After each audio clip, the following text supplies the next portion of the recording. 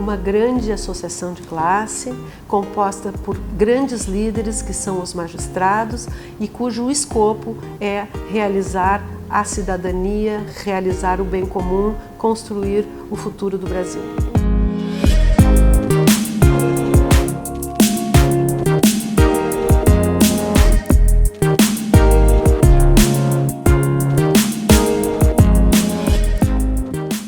Todo magistrado exerce uma liderança natural na comunidade onde ele trabalha e desenvolve ao longo das comarcas por onde ele passa cada vez mais essa habilidade. Ele tem uma ligação com os grandes temas da comunidade, com as grandes questões da cidadania. E ele acaba se envolvendo e conhecendo os dramas das pessoas. E com isso ele tem não apenas um conhecimento teórico da própria formação, antes mesmo do ingresso, mas ele tem um conhecimento humanístico e prático dos grandes dramas da sociedade. Então esse caldo de cultura e conhecimento, de liderança do magistrado, transforma um grande grupo de magistrados, como é o caso da Associação dos Juízes do Estado do Rio Grande do Sul, num grande grupo de líderes, né? De pessoas que têm um conhecimento elevado, cultural, jurídico, mas fundamentalmente tem um conhecimento elevado e profundo daqueles problemas que a cidadania precisa orientação, caminho. E além dessa questão, que é uma questão própria do juiz, né, nós temos uma tradição de não ser uma associação de caráter estritamente corporativo, de os representantes e mesmo os magistrados terem sempre uma visão republicana, terem sempre uma visão de prestação de serviços à comunidade. Evidentemente que a Júris tem, e não pode deixar de ter, uma área de atuação que é uma área de proteção do magistrado, de proteção das prerrogativas da magistratura, de proteção das prerrogativas do próprio poder, mas tem principalmente esta ideia de servir, de devolver também na condição de associação para a sociedade todo o investimento que se recebe ao longo da carreira.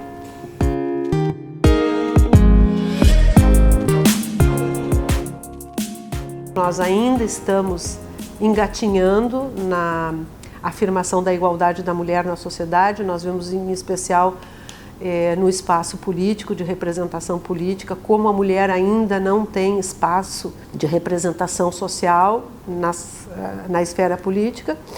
E diferente não poderia ser também na área do Poder Judiciário. As mulheres já haviam ingressado na magistratura na década de 70, não é? Nós já tínhamos um grande número de mulheres àquela altura já, não é? E não tínhamos tido ainda a oportunidade de ter essa afirmação, que não é uma afirmação pessoal, é uma afirmação cultural, não é? De estarmos preparados para acolhermos como presidente da Júris homens e também as nossas colegas mulheres.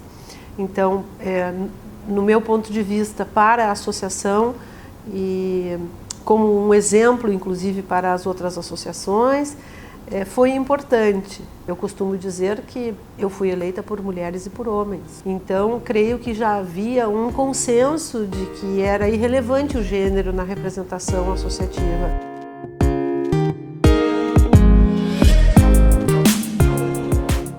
Eu avalio sempre que o exercício da presidência da Júris coloca o magistrado numa condição de muita projeção, inclusive social, e isso evidentemente que tem os seus ônus, não é?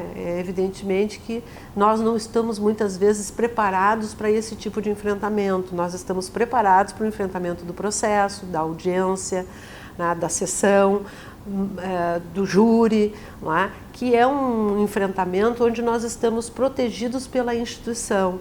Então, nós estamos protegidos porque nós não somos ali a pessoa, nós somos a figura do Estado que está ali representada em um juiz. Agora, quando nós exercemos uma função classista, nós perdemos essa proteção institucional e nós nos tornamos realmente a pessoa, não é? E com isso, a exposição é maior, a exposição à crítica, a exposição, de uma forma geral, ela é mais pesada, não é? Para mim foi muito bom como pessoa, não é? Eu pude desenvolver algumas habilidades que acrescentaram muito na minha vida pessoal, a habilidade da comunicação, não é? Principalmente, a habilidade da interlocução com as outras categorias, porque nós, enquanto líderes da magistratura, temos muita interlocução com as outras lideranças do serviço público e também da iniciativa privada. E isso, então, me ampliou, no meu ponto de vista, ampliou muito. Eu sou muito grata a esse período, porque me ampliou muito a capacidade de visão da sociedade, a capacidade de compreensão e de empatia com as pessoas, de saber se colocar no lugar do outro, não é? E trabalhar, então, de uma forma realmente coletiva.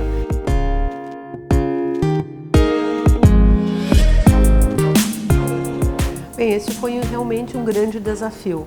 Nós estávamos numa fase em que praticamente todos os estados do Brasil já haviam implantado a política de subsídios. O estado do Rio Grande do Sul foi um dos últimos. Nós tínhamos a obrigação de fazermos isso, mas tínhamos o desafio de conseguirmos fazer de tal forma que nós não ficássemos aquém do subsídio que foi fixado em outros estados. O estado do Rio Grande do Sul sempre teve essa característica de uma assembleia que é muito independente, do ponto de vista dos outros poderes, e que valoriza o seu espaço de poder. Então, nós tivemos que fazer realmente uma grande estratégia e um trabalho de fôlego, né?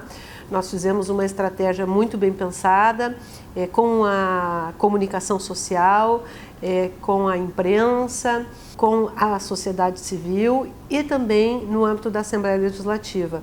Foi um trabalho de fôlego e nós obtivemos sucesso porque conseguimos realmente estabelecer o subsídio no máximo do que seria possível estabelecer. Evidentemente que esse trabalho em si também foi muito positivo, porque nós tivemos que nos aproximar da Assembleia Legislativa e reforçamos os nossos vínculos, inclusive para trabalhos futuros que eram necessários na esfera da Assembleia Legislativa.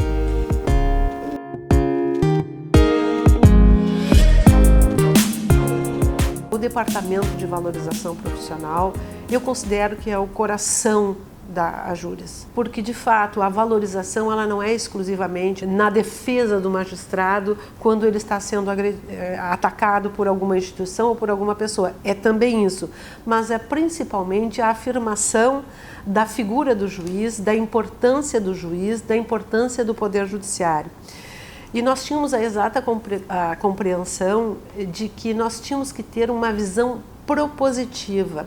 Nós não poderíamos ter um departamento de valorização profissional que fosse apenas reativo. Isso quer dizer, quando o juiz é atacado, nós vamos lá e vamos defendê-lo. Não, nós temos que fazer mais do que defender o juiz.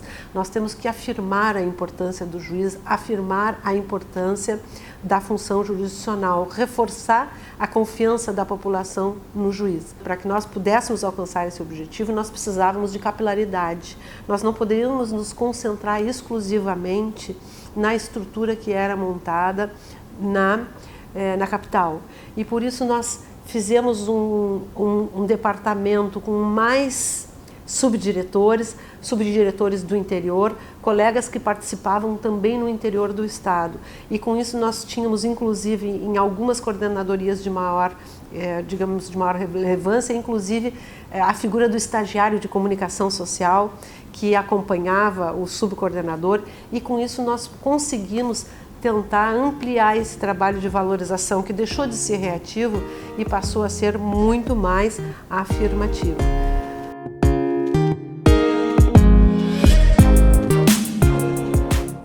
Nós tínhamos uma tradição de trabalho, não é, em que os departamentos apresentavam as suas demandas e a partir das demandas apresentadas pelos departamentos nós fazíamos o orçamento. E aí nós começamos a verificar que essa forma de organização orçamentária privilegiava aquele que tinha, digamos assim, mais iniciativa, mais presença de espírito, e começamos então a transpor digamos assim, conhecimentos da área do direito público que tratam de orçamento para dentro da associação. E garantimos que cada um dos departamentos pudesse, então, desenvolver as suas próprias políticas, as suas próprias ações e assegurar algum recurso, não é? Foi uma transposição da ideia pública de orçamento, não é? Por competências e orçamento com liberação parcial de valores, e com isso nós podemos contemplar, no meu ponto de vista, com mais justiça e com mais clareza e objetividade, todos os diversos interesses dos orçamentos, digamos assim, dos departamentos da associação.